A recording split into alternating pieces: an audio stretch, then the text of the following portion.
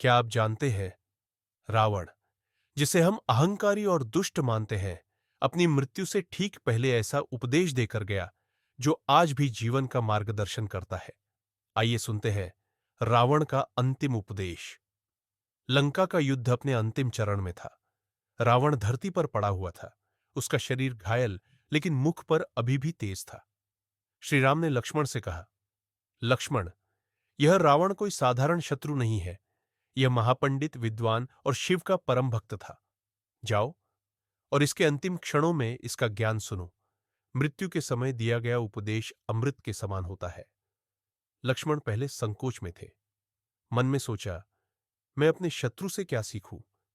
लेकिन राम के आदेश से वे धीरे धीरे रावण के पास पहुंचे। रावण ने धीमी आवाज में कहा, लक्ष्मण, मैंने अपना पूरा जीवन अहंकार और कामना में बिताया। मेरे पास ज्ञान था, शक्ति थी, लेकिन विवेक नहीं था। सुनो और याद रखना, पहली बात, जब भी कोई शुभ कार्य करने का विचार मन में आए, उसे तुरंत कर डालो। मैंने सोचा था कि सीता को राम को लौटा दूंगा।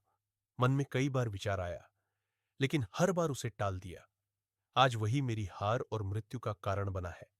दूसरी बात, जब भी कोई अशुभ कार्य करने का विचार आए, तो उसे जितना हो सके टाल दो।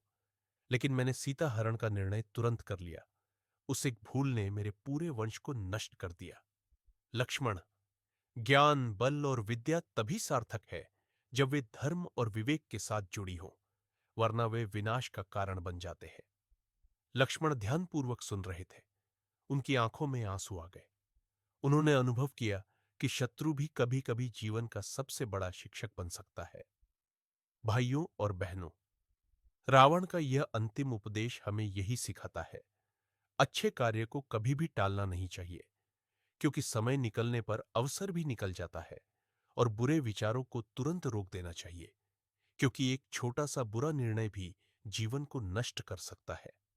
सफलता केवल विद्या या बल से नहीं, बल्कि सही समय पर लिए गए सही निर्णय से मिलती है। यह उपदेश अमर है, और यही कारण है कि राम ने स्वयं लक्ष्मण को रावण से ज्ञान लेने भेजा। अगर आपको रावण का अंतिम उपदेश जीवन बदलने वाला लगा, तो इसे और भक्तों तक जरूर पहुंचाइए। श्री रामचंद्र जी की जय।